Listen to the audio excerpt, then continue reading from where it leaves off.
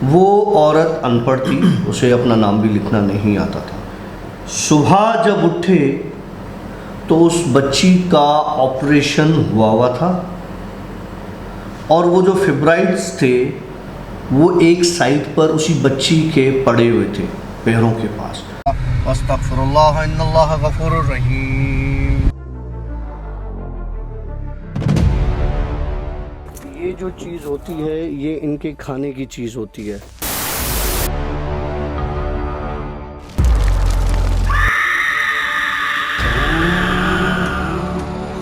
Alright friends, अस्सलाम वालेकुम, welcome to yet another आशी व्लॉग्स। मैं हूं आशी और हमारे साथ मौजूद है डॉक्टर काशिफ। सर क्या हाल है सरकार? ज़बरदस्त भाई डॉक्टर काशिफ जो है वो इस वीक हमें 2 स्टोरीज रिकॉर्ड करवा के जा रही है। हम एक एडवांस स्टोरी रिकॉर्ड कर रहे हैं, बल्कि बताने की बात नहीं थी। चलो बता दिया, खैर। हाँ चल बोला ठीक है। क्या सुना रहे डॉक्टर? स्टोरीज तो बहुत होती है मेरे पास यार, सुनाने के लिए कुछ ना कुछ सुना लेते हैं आपको। लेकिन आपकी स्टोरी जो आप बता रहे होते हो वो आपकी अपनी स्टोरीज होती मेरी अपनी स्टोरीज होती हैं, ठीक है, जो हमारे वेडनेसडे नाइट जिन स्टोरीज के रंगों को दुबाला कर देती है। बिल्कुल क्या ऐसे ही। चल बेटा शुरू कर, और ऐसी हो छोटी स्टोरी बनाएंगे आज, क्योंकि अभी हम लाइव कर चुके हैं। ठीक है, छोटी स्टोरी रिकॉर्ड करेंगे लेकिन कमाल करेंगे इंशाल्लाह। बिल्कुल ऐसे ही होगा। बिस्मिल्लाह। मुझसे काफ़ी लोगों का सवाल होता है कि डॉक्टर काशिफ ये बताएं कि क्या किसी के ऊपर हाज़री आती है, या ये सवाल होता है कि क्या किसी के ऊपर कोई जिन्नात का असर आ जाता है। देखिए मैंने पहले भी ये बात कही थी कि एक पानी का गिलास है जो फुल भरा हुआ है, अब उसमें मज़ीद आप पानी डालोगे तो वो बहना शुरू हो जाएगा ना। तो इंसान का वजूद फुल भरा हुआ है, उसके अंदर किसी और चीज़ के जाने की जगह नहीं है, ठीक है। लेकिन थोड़ी गहरी बात है।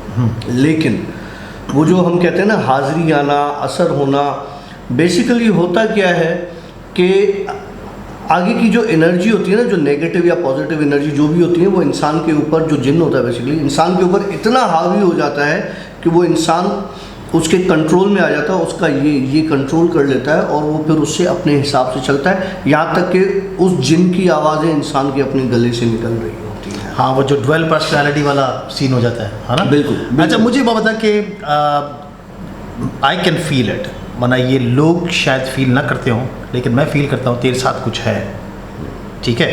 और वो जो चीज़ है, कभी वो तेरे ऊपर हावी हुई, मतलब कभी उसने तुझे ओवरटेक कर लिया हो, और कभी आपने जो है ना उससे, वो आपके अंदर से 2 आवाज़ों में बात कर रहा हो, कभी हुआ ऐसा?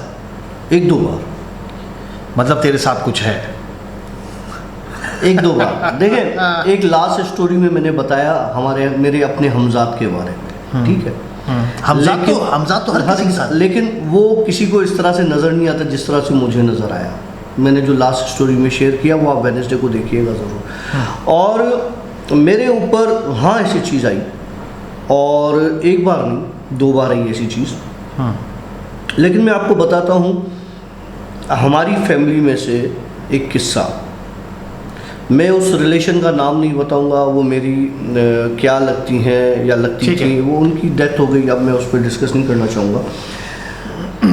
तो कहते हैं कि क्योंकि मैं बहुत छोटा था और हम अपनी नानी के घर होते थे, तो वहाँ पर वो आते थे और उन औरत के ऊपर वो बकौल उनके की हाज़री होती थी, राइट।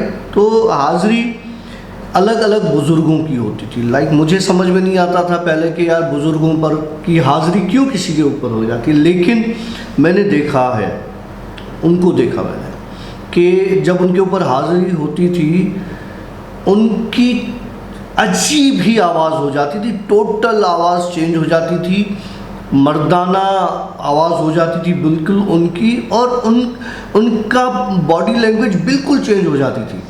ओके, मतलब वो औरत अगर थी तो औरत की आवाज़ मर्दाना हो जाती थी, ठीक है। वो मेरे बहुत करीब औरत थी, और उनके ऊपर सुना शाह यकीक की हाज़री हुआ करती थी, और शाह यकीक इन चीज़ों में बड़े जलाली माने जाते हैं अभी भी। और मुझे ये पता है कि उनके साथ उनकी फैमिली में एक मसला हो गया था। ये बात आपको बताने, हाज़री वाली बात निकली तो उसके पीछे बता रहा हूँ।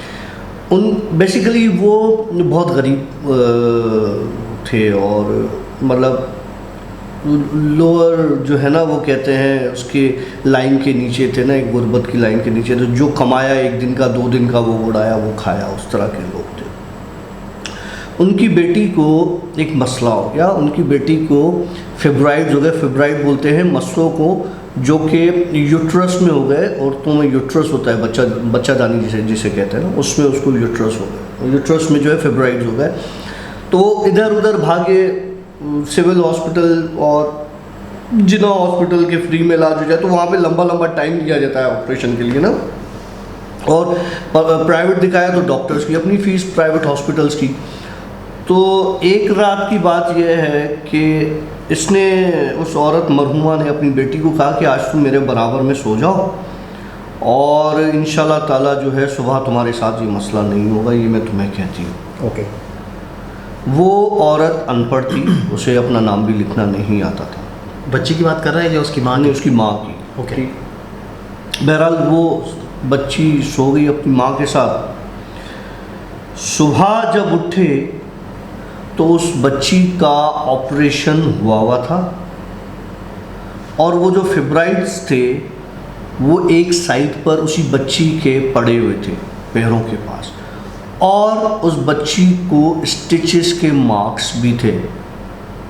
माना ये रात बीच में, और उस बच्ची तक को पता नहीं चला। मेरी समझ में बात नहीं आई। मैं कंफर्म किया, मैं गया उनके पास, मेरा बहुत करीबी रिश्ता है वो। मैंने कहा कि ये कैसे हो सकता है, मतलब ये बात जो मैं आपको बता रहा हूँ ये कम से कम ये 10-12 साल पुरानी बात बता रहा हूँ, और उनकी डेथ हुई है अभी 8 साल हुए, 7-8 साल उस औरत की डेथ हुई। तो वो, मैं जब उन्होंने मुझे सारा किस्सा बताया मैं दंग रह गया कि वो बच्ची छोटी थी, तो मैंने उसके स्टिच के मार्क्स भी देखे। एक रात में वो ऑपरेट हुई है और वो सुबह अपना नॉर्मल काम काज कर रही थी, और उसकी माँ ने वो जो फेब्राइड निकाले थे, जो ऑपरेट किया था, रात बीच में कैसे ऑपरेट हुए, वो एक थैली में, ट्रांसपेरेंट थैली में बांध के रखे थे उसने कि ये अमानत है किसी की, उसको देनी है वापस। ओके। राइट। अच्छा, अब मैं आपको मज़े की बात बताता हूँ। उनके घर में एक रूम था, छोटा सा घर था, उसमें 3 कमरे थे, उनके एक छोटा सा लाउंज हुआ करता था, हम आते जाते थे, रहते भी थे वहाँ पे। तो एक कमरा होता था पर्टिकुलर जिसमें जान-नमाज बिछी हुई होती थी, हर वक्त अगरबत्तियाँ जल रही होती थी, उस कमरे में किसी और को जाने की इजाज़त नहीं होती थी, सिवाय एक बंदे के, और वो बंदा था मैं, जिसे वो खुद कहती थी, जब मैं उसके घर में जाता था तो कहती थी काशिफ बेटा वज़ू कर लो और जाके उस कमरे में नमाज़ पढ़ के आ जाओ। और उसी जा नमाज पे मैं नमाज़ पढ़ता था, जिस कमरे में कोई नहीं जाता था। जब मेरी नानी के घर वो आती थी और उनके ऊपर जब ये कोई हाज़री का कोई हिसाब, कोई फंक्शन हो गया या गैदरिंग हो गई, जब वो आती थी और उन पर कोई इस तरह का असर आता था, तो हम दोस्त कज़न्स आपस में बैठे होते थे, तो वो स्पेशली वो बुज़ुर्ग मुझे बुलाता था कि इसको बुलाओ। फिर वो मुझे अपने घुटने पे लिटा के मुझे प्यार करता था, मेरे सर पे हाथ फेरता था, मेरा सर दबाता था और दूसरों को कहता था कि इससे दुआ लो। ये मैं अपनी बड़ाई नहीं कर रहा, ये मैं आपको वो बात बता रहा हूँ जो बात हुई है। मतलब ये बात तो बता रहा है 10 से 12 साल पुरानी? नहीं, ये जो सर दबाने वाली ये बात बहुत पुरानी, ये मैं होऊंगा 9th में 10th में, उस वक्त की बात बता रहा हूँ। इनकी डेथ को 8 साल हो गए और जो ऑपरेशन हुई उसको 10-12 साल, इतना हो गया अर्सा। ठीक हो गया।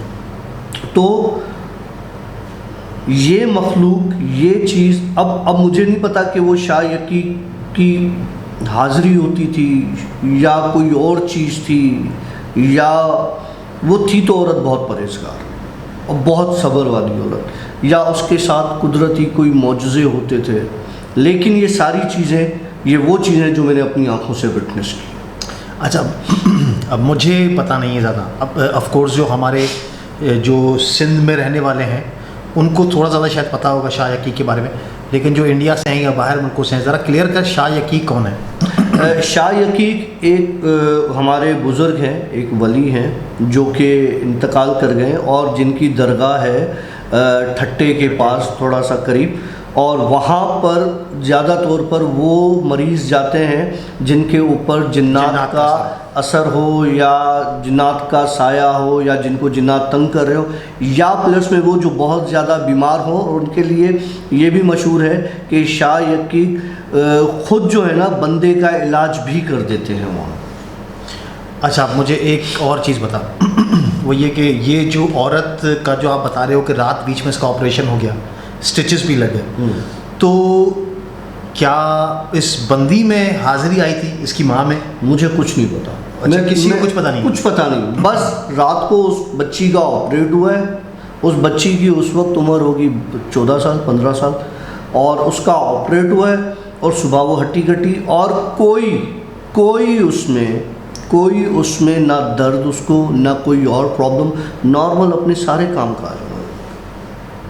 अच्छा, ये एक वाक़या तो मेरे अपने ज़ाती मेरे घर का भी है, मेरे बहुत करीबी घर रिलेशन का है। मेरी बहन को जो है ना गॉल ब्लैडर में स्टोन्स हुए, और बहुत मेरी बहन जो है वो पेन में थी, और साथ में उनकी प्रेगनेंसी भी थी, तो ऑपरेट नहीं हो पा रहा था।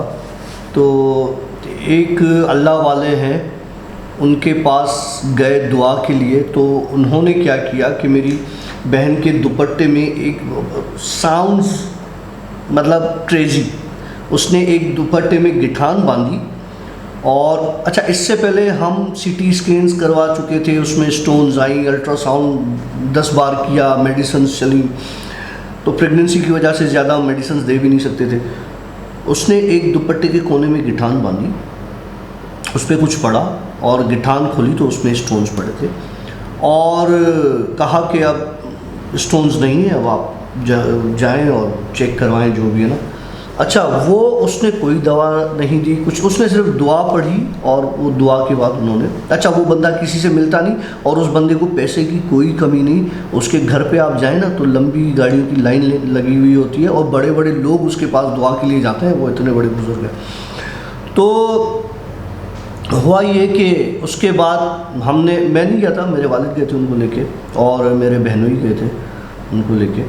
तो उसके बाद हमने अल्ट्रासाउंड्स करवाए, सीटी स्कैन्स करवाए, और टेस्ट करवाए, सब कुछ नॉर्मल। वेल, ये बात तो फैक्ट है कि जो अल्लाह के वली हैं और जो अल्लाह के नेक बंदे हैं, जिनको अल्लाह पर एतबार है, मतलब नॉर्मल इंसान की बात है, ठीक है ना, नॉर्मल इंसान की नहीं। एक होता है ना कि यार अल्लाह देगा, ठीक है, एक ये चीज़ होती है, एक चीज़ ये होती है कि अल्लाह ही देगा, हाँ ठीक है, ट्रस्ट है, बिलीव है, और मेरी कोई मदद नहीं कर सकता, मेरा मालिक है जो मेरी मदद कर सकता है। आपकी गैब की मदद भी होती है, और आपके कभी कभार नहीं, आप लोग सोचते हो कि यार इस काम से जा रहा हूँ, ये काम नहीं होगा, वो काम आपका नहीं होता है। तो इसी तरीके से अगर आपका बिलीव स्ट्रांग हो जाता है ना, आज मैं जिस काम से निकल रहा हूँ वो काम मेरा पक्का ही पक्का होगा, वो काम आपका हो जाता है, क्योंकि आपका वो स्ट्रांग बिलीव हो जाता है। इसी तरीके से अपने खुदा की ज़ात पर भी एतबार करें, इंशाल्लाह आपके काम हो जाएंगे। तो ये किसी ने सवाल किया था हाजिरियों के हिसाब से, तो उस पर मैंने ये सारा किस्से आपको बताया कि क्या है क्या नहीं है। अस्तगफिरुल्लाह इन्नल्लाह गफूरुर रहीम। ये जो चीज़ होती है, ये इनके खाने की चीज़ होती है।